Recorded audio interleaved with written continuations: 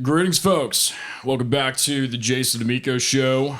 It's good to be back in the studio. Zoom's fun, but it's good to be here in the flesh with our guest. And our guest is mixing the honesty of a veteran singer-songwriter with the new angst of a garage rocker. He's a California transplant to the Raleigh area. His new album, the 4-song EP Gaslighted, dropped August 28th on all digital platforms. He's honed his musical skills fronting London Down, one of the San Fransisco Bay area's popular indie rock bands of the late 80s and early 90s, and they're still recording to this day. As a band member and solo artist, he has shared the bill with such notable names as Todd Rundgren, the Tragically Hip, Young Fresh Fellows, Smithereens, Chris Isaak, which that's pretty, we gotta see if there's any stories behind that. That's pretty cool. Dan Vickery of the Counting Crows. So please welcome to the show my good friend, Mr. Steve Hartsoe. Hey, good to see you, man. Good to have you here. I don't think you were shaving the last time I saw you. You hadn't started shaving yet last time I saw you. Yeah. That's how long that's been. 2011, 2012, yeah. 17, 18 for me. Crazy. Well, I'm glad you're here. Let's get into your beginning stages. I mean, it's been a while since we've seen each other. I was checking out your music, and you've got a lot of, like, I love when folks contact us to be on the show, and it's just so easy to see the talent, you know what I mean? And it's so prevalent in your songwriting, your vocal performances. Oh, thanks. You could tell you've been in the game, and I'd love to just kind of hear how you got into it, and yeah, more about it, more about the story. Yeah, man. Well, I grew up wanting to play baseball. I was going to be a pitcher and all this stuff, and I had a scholarship. Ended up tearing my rotator cuff and my pitching shoulder, and I was like 20. It's like, man, I've had enough of this. I got to move on. So it's either music or baseball. So baseball was obviously done. And right about the time my baseball ended, my grandmother got sick with cancer, and it was just like a really bad time. So my brother and I had tickets to see Tom Petty in San Francisco. And she's like, I want you to go. I'm like, no, we're not going to go. She's like, no, go. So we went, and it just blew me away. It was like the most amazing show. I'd never seen a guy who could control an audience like you were just watching a garage band have a good time. And you just happen to walk down the street and go, oh, let's check these guys out. Because I'd seen Queen, I'd seen the Eagles, who were fantastic, but they're so far up here. You couldn't really get to that level, I didn't think. But these guys were like, they're talented, but it was like a garage band having a great time. So that really kind of kicked me into gear, thinking about maybe I can write songs. So I did the whole thing. You put up ads, try to find bands, find other musicians, which is really tough. I mean, I can tell you, the guy doing coke on the piano, the other guy wanted to be called the Flintstones. I'm like, we'll get those little cars and drive onto the stage. Do you think it was harder then than it is now to find people? Oh, man. Curious That's to a get good question. Your opinion on that. It's probably better now just because of the internet. Okay. I mean, as far as a band in your town, I don't know. But now you can find musicians all over the world. But I need a keyboard player who sounds like this guy. And like my album, I've got a singer from Venezuela singing with me. Right. That I found, So I think back then, it's a lot. You got to be knowing people, get out and about. It's all about networking. Right. Even more so, I think. I mean, I fell into it. I worked at Sears with a guy, and everybody's like, "This is a guy down the hall plays guitar. You guys should hook up." Everybody plays guitar. And finally, we did. Like, well, let's jam. Like, we don't have a drummer. Well, my brother plays. So he came down, and that was the beginning of London Down. It was a Labor Day, like in 85. And we're playing Ramones and r.e.m. and Stone songs, and it just really clicked right away. So that was just fortunate. Everybody got along great. Nobody had an ego issue. It's just one of those things that I guess only come along so often. Right. And so that's why we're still going after a 20-some year break. But that kind of started that whole thing, just falling into it. We didn't know anything. We'd never been really in bands before. So we just started playing. Like, we went to San Jose State University. We played their pub, house parties. We played a construction trailer in San Francisco. I mean, we played everywhere. St. Mary's College on their football field. So you just go out and do it, and you find out you love it, That's how that started. London Down, then San Francisco. San Jose, about San Jose. 40 minutes south, yeah. Well, so you guys are from Northern Cali then, for the most part. Yeah, I lived out there. That's where I'm from. Okay. and I moved out here in 2003. So London Down played till about 91. And then I started doing solo cafes for many years and that kind of thing. But then two of the guys are still out there. Then my brother, who was our drummer, lives in Raleigh. We both moved back around the same time. But he doesn't have time to do it. So my son grew up playing to our records, Eli. He knew all our stuff. So like, well, Eli could probably play. And we got back together in Nashville. We met up at a mutual friend's house 2 years ago.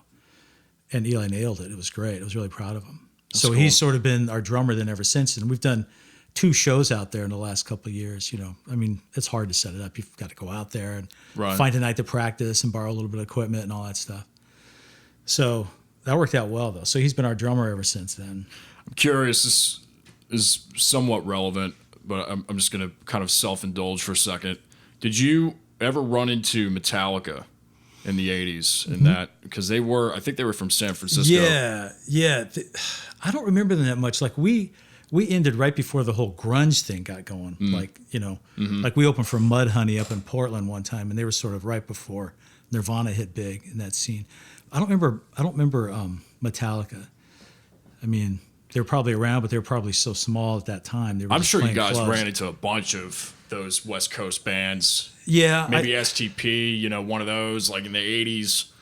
Yeah. Before they popped. We got to get some good opening gigs. Like, the Smithereens one was really cool. Yeah. What was another one we had? Chris Isaak, that was a lot of fun. That was like University, San Jose State Ballroom, like 900 people. Wow. And I still remember he didn't practice, so he just sound checked a long time. And they didn't move their equipment. And I was just excited because we got a boxed chicken dinner backstage. I mean, like, dude, we have made it. Look at French fries. Oh man. But I remember playing with a cymbal hitting me in the back the whole time. You got these girls on the front of the stage untying your shoe, and the cymbal behind you, had nowhere to go. But it was. I mean, you used to play in clubs, and you're looking at like 900 people. It was just a trip. Right. So I got to say hi to him afterwards and give him our final album. And he was nice, That was cool. That is cool. The Every Gig song that I found on YouTube, but did you guys write that recently then? Was that for the Nashville, Nashville? Yeah, that was like sort of the reunion album. That's cool. That was one of the last songs. I mean, we were going to go record in about 2 weeks, and our bass player sent it. Hey, you guys want to write some lyrics to this one? I'm like, I thought we were done. I thought we were ready to go. I got to write another, working on another song. I don't know why I had that attitude. Sorry, Chris. So yeah, we put that one together. That's just kind of about our whole history of stuff, fans breaking down and all that kind of stuff. We had this song on our first album called Chucky about this doll that came to life. And there's the movie. Right. But we wrote the song and it came out before that movie. So in the back of our mind, we were always like, somebody somewhere in LA heard that, got the idea. Yeah. And we talked to an entertainment lawyer about that way back then. He's like, you guys don't have the money to chase this down. So, and the guy who wrote our bass player, Chris Carboni, is like, I don't want to end up in the trunk of a car in Nevada. So let's just leave it alone, and they can have their glory, and we'll sell our 23 vinyl copies. Do you still have some of the old recordings on vinyl? Yeah, we did them on vinyl back then. I mean, I guess guys were doing cassettes, but this is pre-CD. Right. So I've probably got maybe 100 vinyl copies. And some guys in the band out there have some left too. So, I mean, we sell them on our website. Nobody really buys them. Where did you guys track that? We did a recording studio in San Jose for the first one. And then we did studio in San Francisco and Berkeley. We changed our name partway through to the Raging Marys. We're a lot more edgy, kind of a replacements. Oh, God, who else would be like? Soul Asylum kind of sound. Mm-hmm. So we have vinyls of that too. I've got a bunch of them. We're probably going to put that one online. It hasn't been online.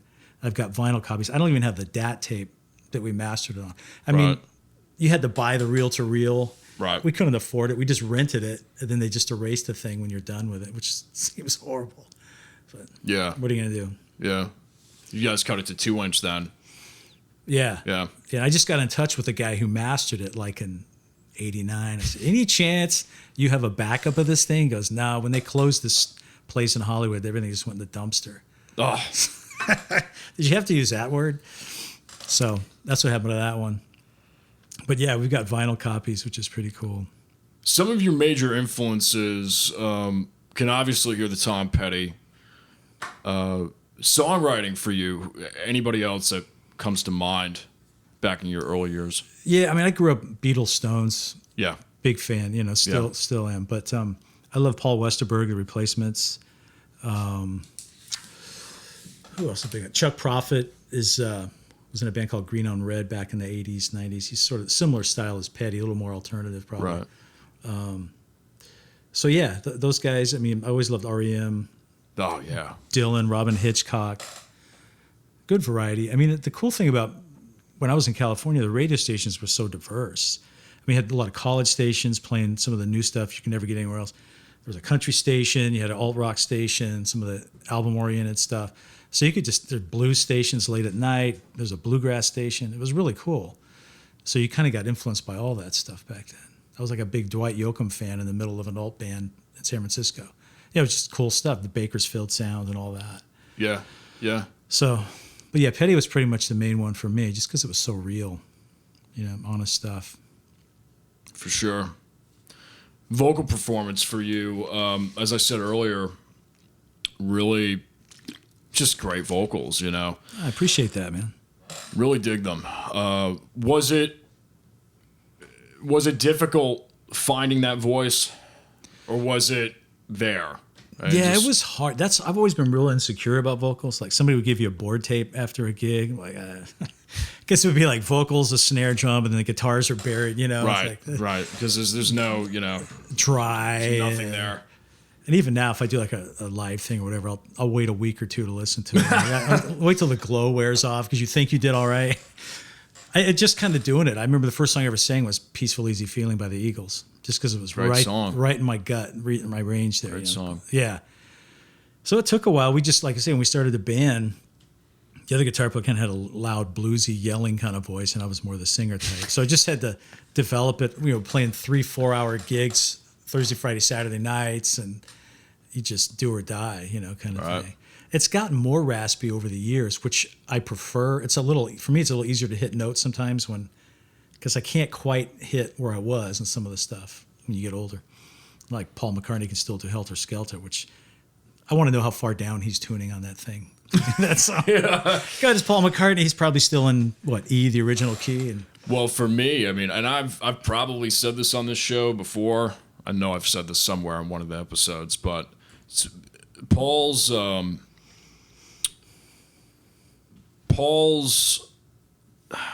performance, what was that on? I think it's on Abbey Road. Oh, Darling.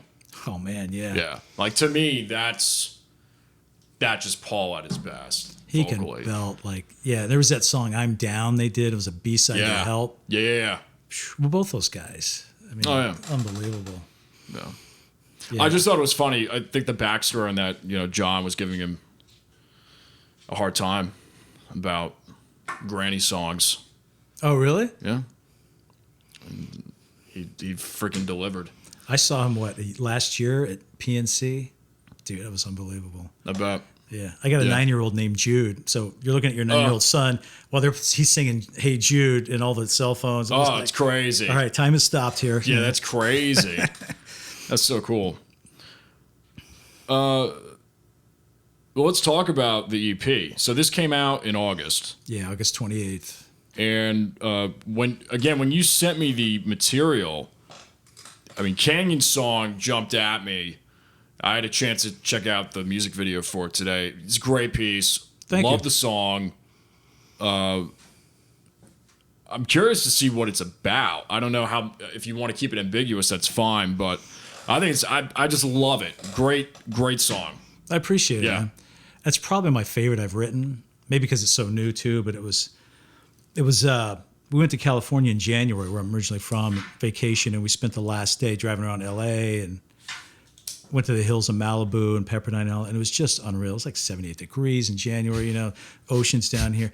But there was this feeling of like, okay, the coronavirus thing it's rearing its head. It's like, so I had this thought like, man, my family know I love them. What I really think, the best way to do that, just engrave it in a song.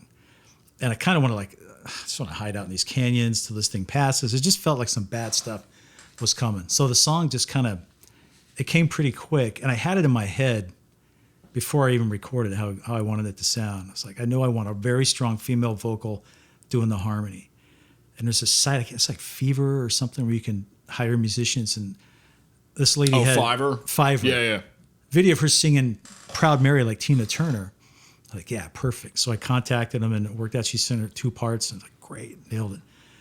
So I just spent a lot of time, with the pandemic, I'm home, just working on the guitar parts and all that stuff. Got our London down bass player, Chris, to play bass. And then Waba, who we both know played some keyboard on it, try to get a little bit B3 sound. Cool. And the rest is just me and Eli working on it. So, you tracked it at your place? Yeah, the friend of mine in Holly Springs has got a studio called Badger Dog, and I tracked the drums there for about all the songs, all 4 of them, and then just started building the thing. Adding different parts and trying it out. Using just Logic Pro.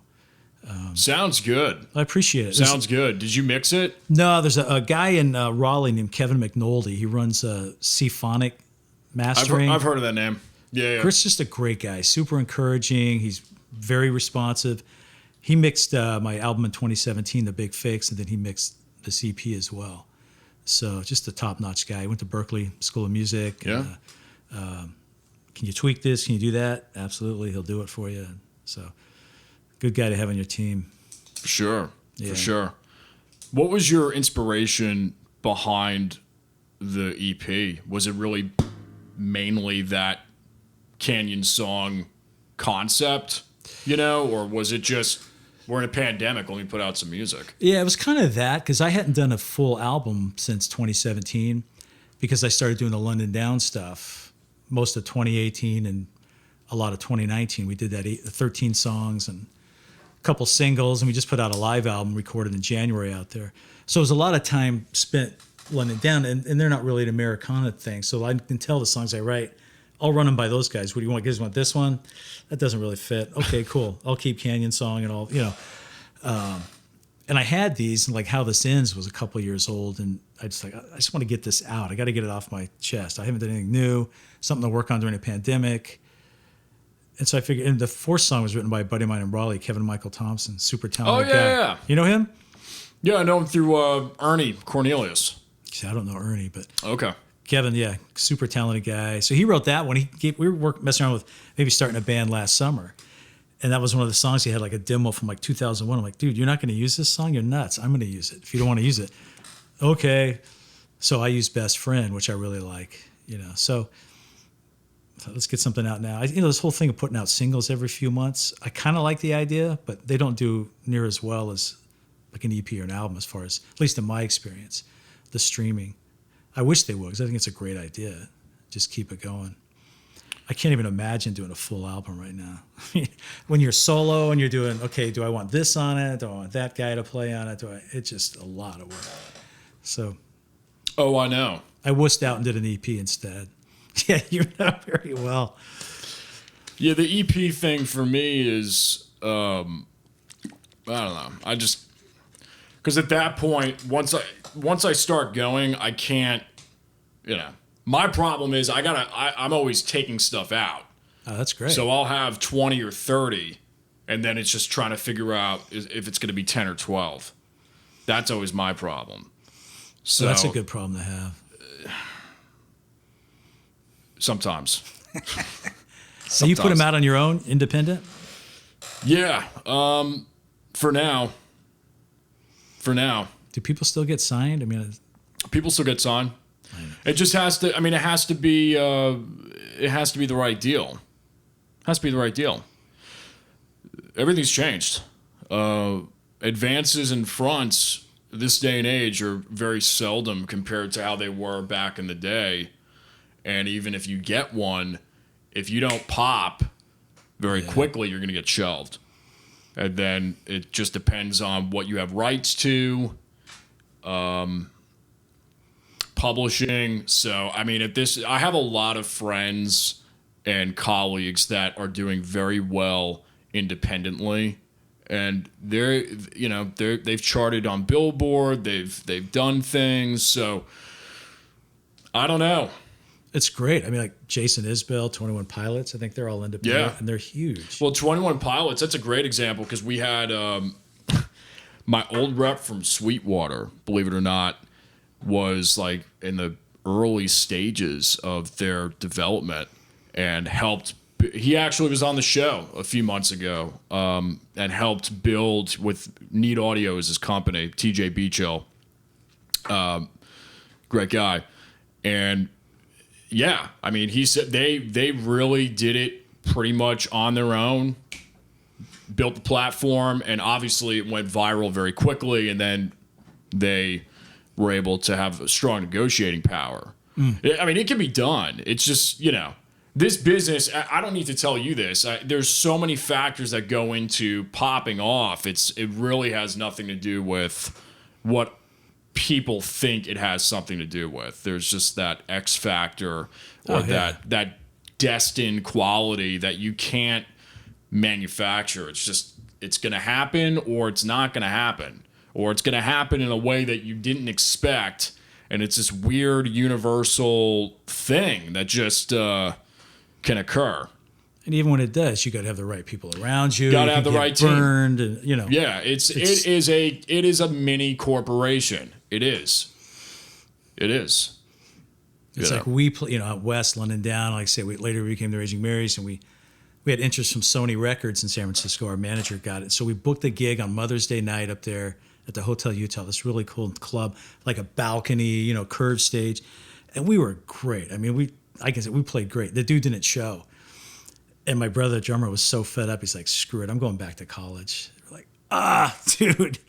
And I don't know why. Yeah. Thinking back, I'm like, why didn't we just get somebody else to fill in? I don't know what we were thinking. But, and I understand this point. It'd been like 4 or 5 years of schlepping your stuff around the state for nothing and, taking off work. And like, he's burnt out. I totally get it. That's what I say. By the time it ended, I didn't even retrieve the DAT tape that they burned our vinyl from. I was like, keep it. I don't care anymore.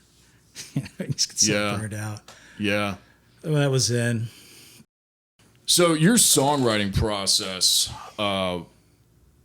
every artist has one. I've got mine, and they fluctuate, they change over time. But I was curious to see maybe there's a certain pattern or thing that stuck with you over the years, or not. I'm just curious to see what your go-to is for those moods. This last, many years it's been just the acoustic guitar sitting down and strumming and hoping some kind of melody drops on me kind of thing. A groove, a chord change. Right. I don't usually hear it in my head ahead of time, but I may have an idea like, I want to do like some alt rock, folky song. So I'll kind of mess around with it, that kind of thing. And more recently, just having laptops, I'll try just get a drum loop going, especially the London Down stuff, because it's a lot more rock and a lot more groove riff. Right. And just see what comes of that. That's a good way to get started on it. But I'm kind of realizing now if I do that, I get anxious to hear the finished product pretty quick rather than fleshing it out with acoustic guitar and just putting it on an iPhone memo, going back to it, banging around on it a little bit longer. I'm trying to do more of that now, just to work on arrangements. It's a little bit different. Because I found myself like with the drum loop and the guitar, like, cool, I don't want to go back and try to edit this thing. I think that's all right. And, get kind of lazy with it, I think. So, and I think in the old days, I used to have a Tascam Portastudio, the 4-track cassette, which I still have, except I left it in the attic, and the heat just melted the pinch roller, so it's just this glob. I can get it fixed someday, but I would use that a lot. Just a little cheap Casio keyboard with the drum machine going doom, ding, ding, doom, ding, ding, doom. It's like you're walking through a mall on Saturday afternoon. The piano guy, ding, ding, ding, ding, ding.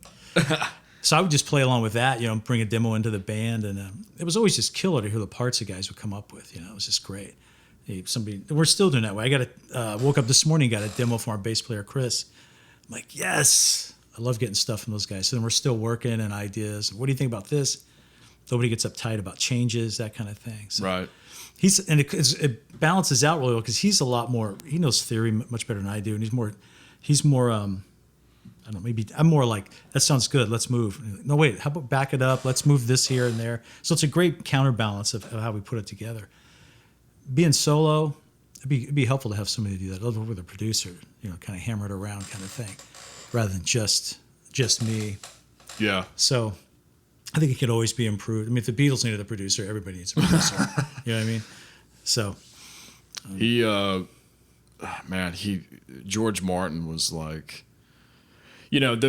for me, you take what was it?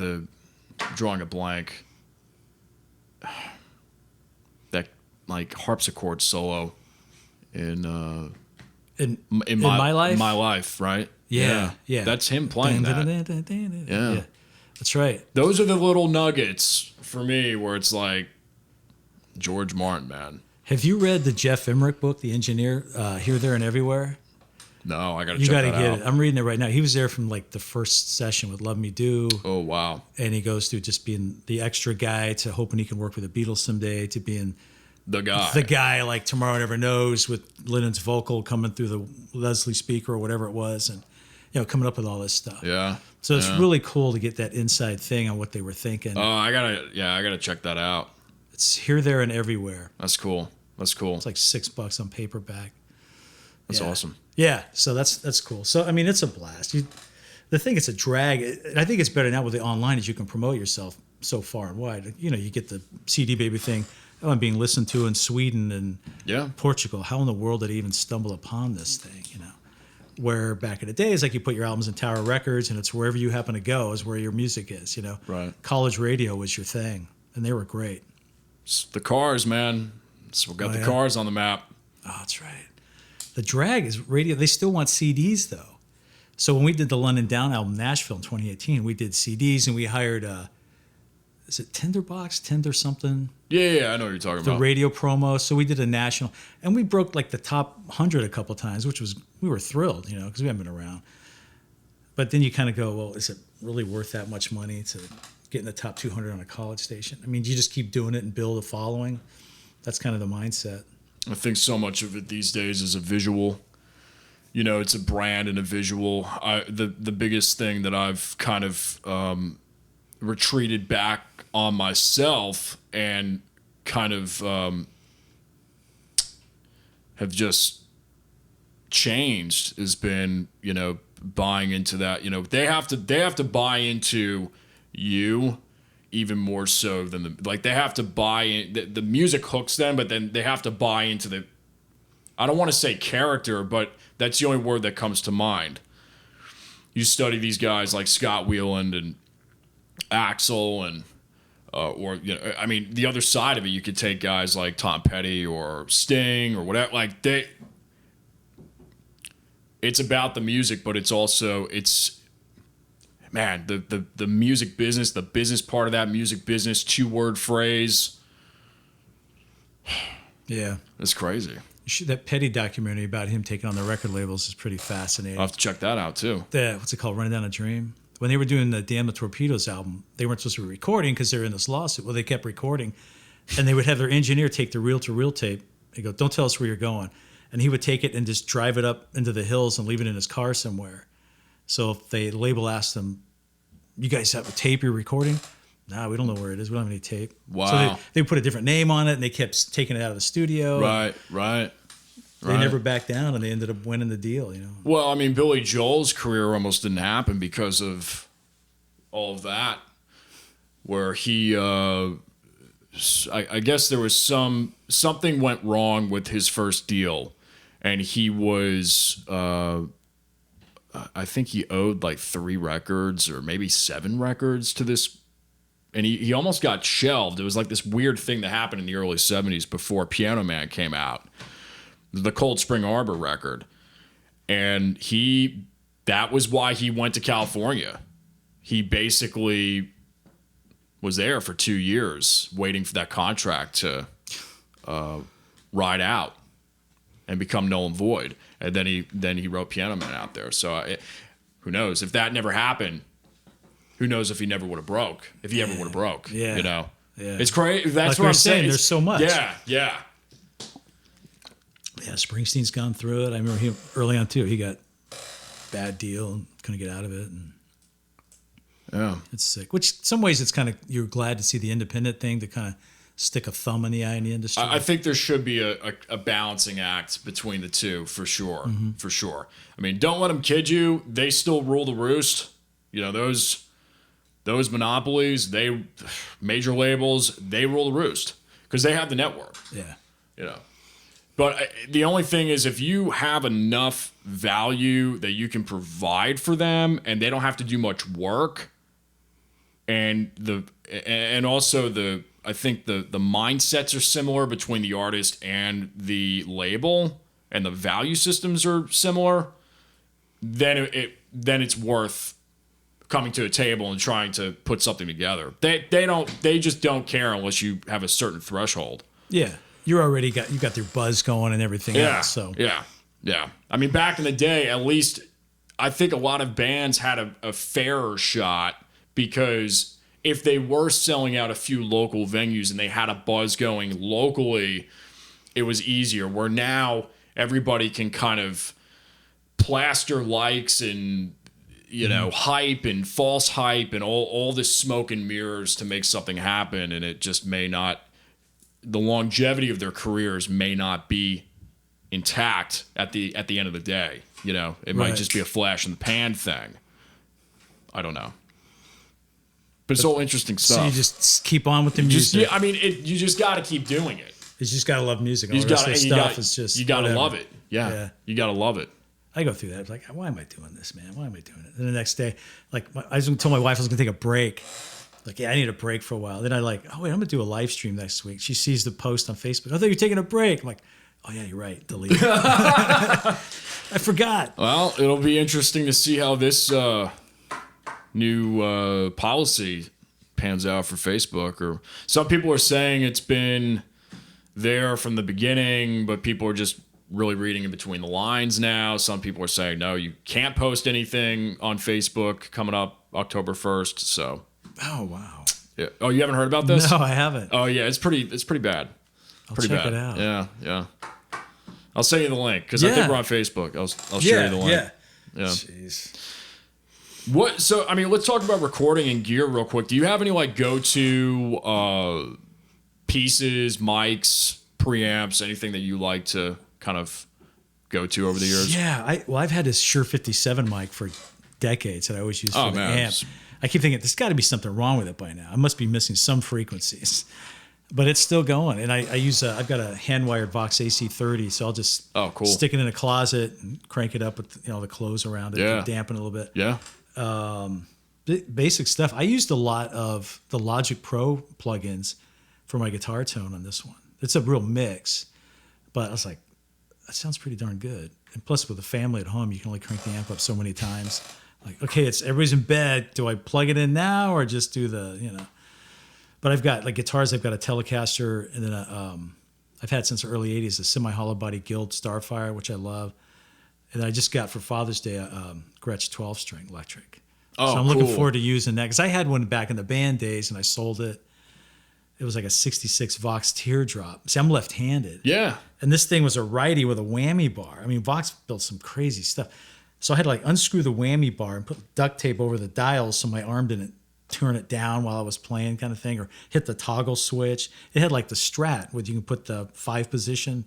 It was just wild. It's like the Hendrix, Eric Gales type of thing where all the knobs are. I had Guru Guitars set up my Gretsch because it was a right-handed one. I couldn't find a lefty, so they did a great job. So the only problem is, my arm goes between the volume and tone knob up here. Move the strap button and all that, and it works great. It's a great guitar. I actually modified I took a left-handed Strat and flipped it upside down. That's horrible, man. Why'd you do that? I ended up selling it, but it was fun. I actually played a whole year with it. Really? It was just like a second guitar on stage. I'd just take it for the last. I'd do it when we would do the Hendrix stuff. I would break it out. Oh, that's cool. And it was fun. I actually sold, a long time ago in California, I had a left-handed Telecaster, and I sold it to a right-handed dude.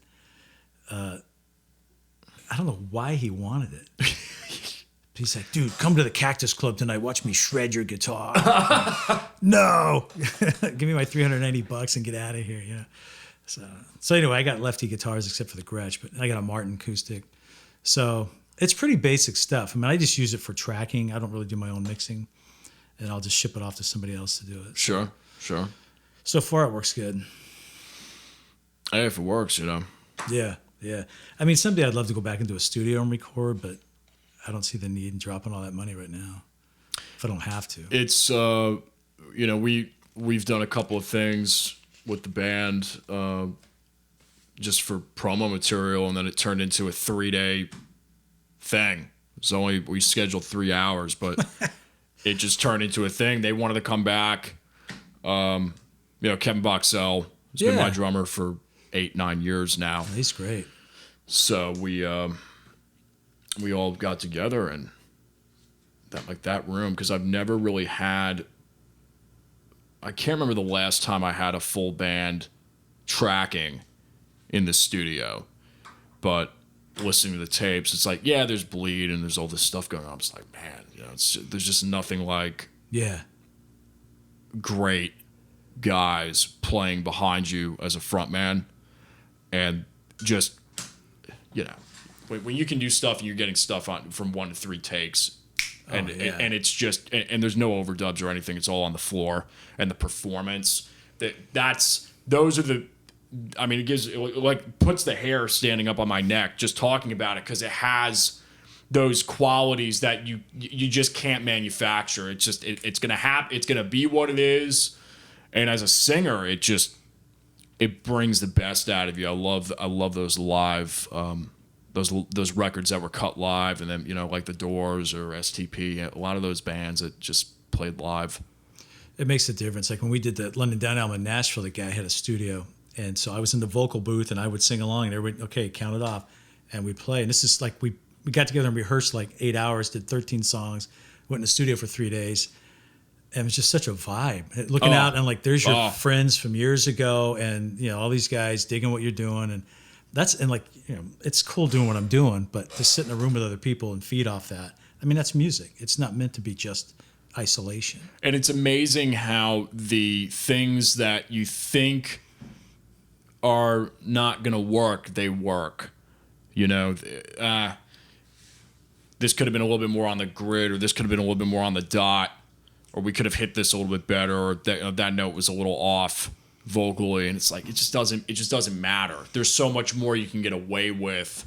I mean, granted, everybody knows the material and really can and knows their parts, and the vocalist is in the right headspace, then magic really can happen. And maybe they don't need to be in the right headspace. There's so many, and you hear about that all the time. Like, so many bands would get run down by Mutt Lange or some of these other producers over and over and over again, and they wouldn't even. I mean, maybe they were recording, but they were doing destructive record, and he would not start keeping things until 2-3 hours in, when everybody just doesn't care. Because that's when the flow happens. That's when that vibe happens. So I could see that. A thing I miss too about doing solo, especially vocals, is not having an engineer or somebody going, "Hey, you can do that line better." Because like when I did that first album with Waba, I'd be singing, all of a sudden the music would stop, and then there's this voice. You want to try that line again? What you're saying is that was really bad. Yeah. So that's helpful, because I had a vocal I did for Canyon Song that I thought was really powerful. But I clipped it, man. It was just too loud. I thought it was just going to be the demo. But I couldn't match it again. I was sending it to the guys. Can you fix this distortion? Is there any way? No, it's on there. So I just had to re-sing it again and try to match it as best I could. That's the other thing, too. You don't have somebody there watching it closely. Oh, well. The perils of recording. Well, I'll tell you, this new record I'm working on now, I am back to... I'm purposefully not doing things more than like 2 or 3 takes. It's great. So freeing. So I was going to say, it's amazing. It's almost like having that price over your head. It's stupid how better everything is. Really? And I'm not tracking the clicks. Like, all the stuff I've done over the last 4, 5, 6 years has been very to the grid. I have a couple of things now that I have to do to the grid, because I've got guys flying stuff all over the place, some collaborations that I'm excited about. But I'm playing everything on this record. So I'm back to doing things the way I was doing it when I was 16, 17 and didn't know anything. It's great. That's awesome. Yeah, it's really cool, But I mean, and I say all this to direct back to you and just make it relevant to the conversation, because you get it. Like, it's so much more than just knowing the chords, knowing the lyrics. It's that intangible aspect. It's that vibe thing, man. Yeah. Well, it's the first Beatles album in 12 hours. and you finish with the twist and shout vocal. That's probably the best thing he could have did. That was that's true. He was shredded. Yeah. But yeah. But you listen to those old records of Stones and Beatles, and you could tell they're all just setting up playing it live. That's it. Not everything's perfect. There's like Jumpin' Jack Flash is this weird shaker thing where it changes a little bit, almost like they spliced in something with a different maraca and then it came out again. If you listen near the end, I never noticed until a couple of years ago. And I was like, geez, they're just playing it live, and if it's not going to be exactly the same thing twice anyway. So. And there's a weird thing that happens when you have that bleed. It's kind of like with tom mics. You're getting information. It's almost as if you're doing, because you got to get drums slamming. You got to do some parallel. You have to. To this in this day and age, after Bob Rock came along, it's like you gotta have stuff happening, and to do that, you gotta have some of that mid-range information on drums, and when the band's playing live and you put those room mics up, it's just like, well, here we go. You take them out, it's just so, and it doesn't have to be wet. It doesn't have to be so wet, but it's just that dry, certain frequency range, and it's just kind of like this wall of sound. You just bring it up to taste, and it's like, it's pretty cool. Glenn Johns used 3 mics for drums back, Zeppelin, and I think the Who. I know he did the Eagles early stuff. Well, and the way they got away with it was they were all tube mics. They were all going into complete analog consoles. They were going and being saturated the bejesus out of tape. And then they hit the master tape, and by the time you're hitting all these other tube compressors, and you're just getting all this great stuff, and it's just saturated and real, and it's there. When you hear the levee breaks, it's like those drums are not that close the way it's mic'd, but there's just so much information there, and they really took the time to just. It's in that castle or something, right? Yeah, so and they threw the little ambient echo thing, whatever echo effect, parallel to it. I don't think they were able to make that live. If they were, I don't know how that's possible, but it's an art. It's a science. Oh, it's crazy, man. Yeah, what's the old saying? Music's never finished; it's just released. I like that. Yeah, some guy told us that when we did the first On and Down album, the engineer's like, just remember, music's never finished; it's just released. Oh, I like that. Yeah. I'm stealing that one, man. That, or you run out of money and it's released. So. That's what happened with Guns N' Roses and Appetite. Really? Yeah. We were just talking. With a friend of ours. She's from the LA scene, and he was telling us that at a cookout. I guess like last week. He was like, that's what happened. A lot of those are not like final Axl vocals. They just ran out of money because they were all. Sounds great too. Oh yeah. Yeah. No, it's so raw. Yeah. It's so raw. Well, then again, it's the vibe, the energy. This is what they're about, and it's on tape now, and there you go. Yeah. Yeah, for sure. So, it's been a crazy year. Kind of start wrapping up here. How have you stayed inspired through all this? Or maybe it's been inspiration. I don't know. Canyon song was, I think I've hit like a wall. I'm not really inspired right now. Maybe it's because I just put the album out and I'm still trying to promote the thing. That's probably what it is. So it's like, I'm still wrestling with this thing right now. You know? But I find myself wanting to start writing and recording because that's my favorite part. So I'm not yet, but in my mind, I'm thinking I'd like to do maybe more of an acoustic recording, kind of dark and sparse, kind of a Sunvolt, Springsteen, Nebraska, Johnny Cash, 2000s or 90s kind of vibe. So and bring in some guys doing some dobro or lap steel guitar, that kind of thing. We'll see. That's just kind of in my head right now. Maybe a different take on it. I'm a big fan of that dry, kind of like Rick Rubin, Johnny Cash, 90s that stuff thing. Is great. I love that. He just sat him there with a microphone, and that voice is just so haunting. Yeah. So, not that I would do like Johnny Cash, but that kind of vibe I think I'd like to go for, because just things are so harsh out there. Right. Maybe that's what's flowing through right now. It's Oh, you got to follow. You got to see where it goes. put my Justin Bieber pop album on hold for right now and go for a little more E minor vibe. It's funny because like I've been really in a weird, like, me personally, a lot of the stuff I'm doing now is extremely upbeat, and I don't know, it's weird because all the other stuff, like when things were fine, I wasn't with my songwriting. Like I was just going through some stuff, you know. Now the whole world's like imploding, and I'm just like having a ball. It's weird. It's really weird. I don't get it. You don't care, man. I don't know. Yeah. It's strange. Well, they say in Spotify, man, it's got to be upbeat. People want, the chorus in 30 seconds kind of thing. Yeah, you gotta make it work for the gym bunnies that are stair stepping to 128 beats per minute. You know, I don't know. I had one guy review one of our songs. He's like, I got to have the chorus in the first minute, dude. It's at 62 seconds. The chorus. If you listened like a little longer, you know, kind of thing. Man, so, I'm doing stuff at 45. I mean, I've got. I don't know. You go through things. It's weird. Yeah. It's weird. You go through, you want to do the 3.5 minute thing, then you want to do the 7 minute thing.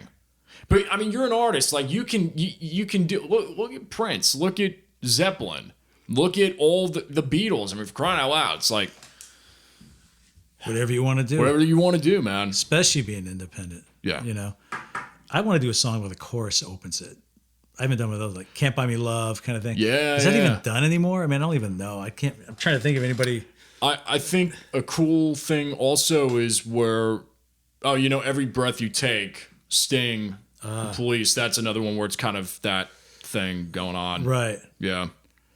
Yeah. I saw a cool documentary on them the other day. Just forget how great they were. I mean, Amazing. you talk about the members making the sound. One guy left, it's gone. You know. They were the biggest inspiration for me, besides like 20 other bands. But they're like that. up there. Yeah. Yeah. Well, it's like Fogerty. I mean, I love John Fogerty, but he doesn't sound as good as with Creedence to me. What a voice, though. Yeah. Oh, it's one of my favorite. And great songwriter. I mean, 1969, 3 albums. I mean, that's just unheard of. But something with the other guys too. There was just this chemistry. It just sounded amazing. Yeah. Did you ever get into Grand Funk Railroad? I remember what's the big one? American Band. Yeah. I remember this band did it at our high school talent show. It was like, dude, that's so awesome. You got the cowbell and everything going on. Great drum intro. Oh, that guy's such an amazing singer. Was it Mark Farmer? Mark Farner, yeah. Farner. I met him last year. It was cool. Really? Yeah. Crazy story. We went to go see one of his shows. We had a mutual contact with actually a guy out in Nashville. And we were able to kind of make things happen. Hung out with him after the show, but it just so happened that we were staying at the same hotel. Like this was not even, like we had no idea. We just ran into him at 1 a.m. And I was like, I don't know, maybe he'll see this at some point. I was like, damn, like he's like out there in the lobby. I gotta go out and talk to Mark Farner, man. This is crazy. This is crazy. So I literally went out into the lobby with my Strat and I was like, hey man. With your guitar? Yeah. I was like, hey, like this is a once in a lifetime opportunity for me. Is it cool if I hang? I said, yeah. So we're there talking until like 3 a.m. And I heard all these stories, I can't say it on publicly, but all these stories about Grand Funk and the music industry and like just crazy. I mean, it's like, was this true? Was this true? Yeah. Yeah, this is how it was. Like that whole industry back then. Oh man. I mean, you got to think about it. They sold out Shea Stadium faster than the Beatles. I didn't know in that. 71. Yeah. They were, Zeppelin was getting booed off stage after Grand Funk opened for them. So there was just this whole thing because they sold like 10 or 12 million records like in the first couple of years that they were around, but they had major internal problems as a unit. Wow. And then also their manager was just really screwed them. Total horror stories. Yeah. And Mark's still fighting some of that to this day, 30 years later, 40 years later. Oh, yeah. Man. Yeah. But anyway, that's great. kudos to you. I bring up Mark because again, another huge influence, but just these vocal performances like John Fogerty, Mark Farner. Those are to me like some of the greatest tenors in rock and roll. Steve Perry, Robert Plant, you know. What's the guy in Bad Company? Paul Rogers. Oh yeah, Paul Rogers. He still sounds that good. No, he's unbelievable. I saw him at Walnut Creek. Oh, did you go to that one? I remember that came around. Bad Company, and there was like some other band that was there. Can't remember. But he comes out. Ba ba ba ba do ba ba. Can't get enough of your love. Is that the Yeah. Comes out. They open with that, and he throws the mic stand up in the air like 20, 30 feet, catches it like it's nothing. All right, this guy's like not playing around. This is not his first gig. This obviously. is not a game. Like, this is not a game. This Yeah. guy just came out here at 60 or 65 and just destroyed every other 20-something-year-old frontman I've ever seen. This is like not a joke. That's awesome. Yeah, it was crazy. Yeah, he's got the voice for sure. Well, you've got some new music coming out. Let's talk about it real quick. Yeah, well, nothing. My ideas like what to do next. I'm thinking I'm going to do a single or two maybe in January. I got a couple other songs I'm finishing up. I have the drums recorded, so I'm just trying to decide what approach to take with it. More an acoustic vibe, 12-string. Right. So and that's always good to have that stuff in the can to work on. You know, that's the next thing. Like say maybe this acoustic kind of album's in the back of my mind, and then we're writing songs for the next London Down album. We hope to get together, depending on the pandemic goes and everything. Maybe in the spring, go to Nashville again and do a follow-up album. Just keep plugging away. Yeah. Everybody loves playing, so what the heck? Well, Till we're dead. I usually bring this up. Depends on the guest, but and again, this can be as open-ended as you want. But Faith, just curious to get your thoughts on it.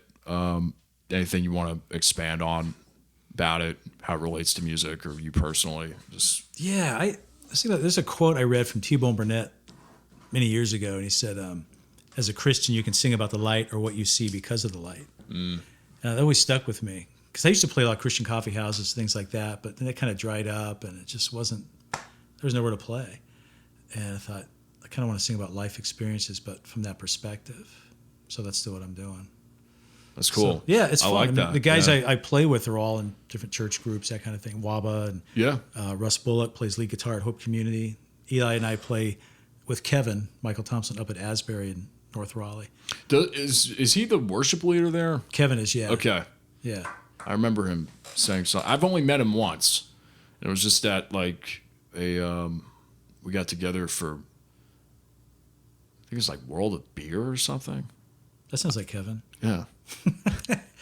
Now he's amazing. He did like a scat singing thing one time when I went to see it was Old State Travelers or North State Travelers. I'm sorry, I got the name wrong. They were going. They're not now. Now he's I think he's still solo. He sent me a demo. I gotta get back up with him. I haven't talked to him in a while. Yeah, let me know if you need his email. Because we were talking last week. We might try to do something. We were working on songs last year.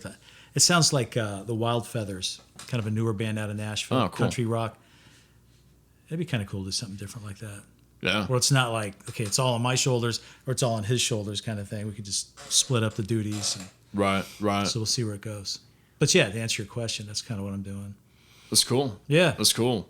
Well, I've got a fun thing I like to do kind of towards the end here, which is a shootout. And I mean, you've listened to the show, so you may know what it is. But we just say a word. I'll say a word that's industry related. You say a word back. First thing that pops to mind, whatever phrase, whatever, you know. And this can be edited out if I totally choke on it.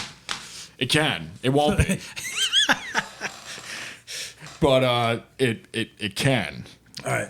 If you spaz out. But I think you'll be okay. Guitar. Telecaster. Yeah. See, I mean, you're already like, yeah, that was amazing. Because I think about it all the time anyway. Everybody who's always insecure about the shootout, flying colors. Because I mean, my wife got me a telly for Christmas the year before last. And it's just like, I'll never forget the moment of like the tweed case and the red. Mm-hmm. And, you know. I'm a fan, man. I mean, I was a Strat guy for years. And now I don't know. It's like Les Pauls, Telecasters and semi-hollow bodies, especially the semi-hollow body thing. Yeah, that's what my guild is. It's just thing growls. It's a thing. Yeah. It's just a weird phase right now. Yeah, that's what it's all about. Yeah, you just go through those phases. Vocal. Gravelly. It's good. It's good. It's free saturation, free compression. I was going to say that. Songwriting. Ooh. What's grind? Can be. Do you ever get those ones where it's like 10 minutes and you're done? And those are usually the best ones. Yeah, it's always the best. Yeah. It's like, am I really done? Don't I have to labor over this thing and think, well, that really sucks? No, maybe it doesn't. I'll ask some people. Drums. Loud. Yeah. I'm still got lower hearing on my right ear from years of my brother playing drums right next to me on stage. Like, I have to adjust headphones accordingly. Oh. Bass. Necessary. These are boring, aren't they? Yeah, they're good. Keys. Like piano. Never been in a band with one. So I guess it's one word. Wow.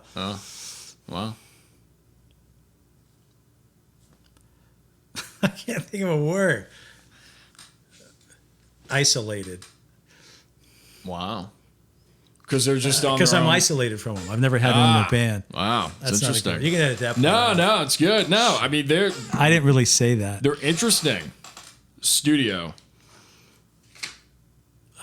Art. Yeah. Live. Adrenaline. Yeah. California.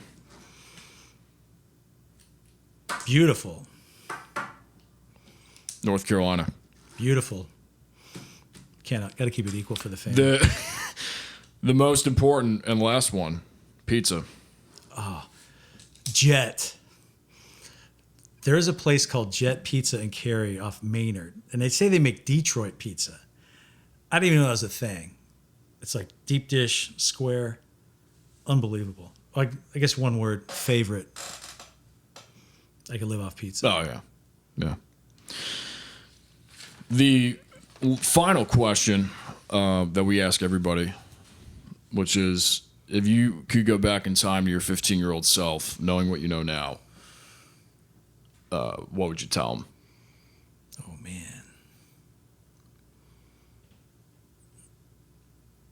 man. Get focused. Surround yourself with good people. Give you good advice. Don't listen to fools. Listen to your parents. Hopefully you can trust them, which I did. I stayed out of trouble. What else would I tell them? Learn the scales. Don't just play, learn 2 scales, but really dig in. Because I started getting into songwriting and all that, so I just let lead guitar go by the side. That's weak. I'll tell you, man, there's so many guys out there that just, they don't know what they're doing, but they're incredible. Play by ear. Yeah, it's scary. Scary.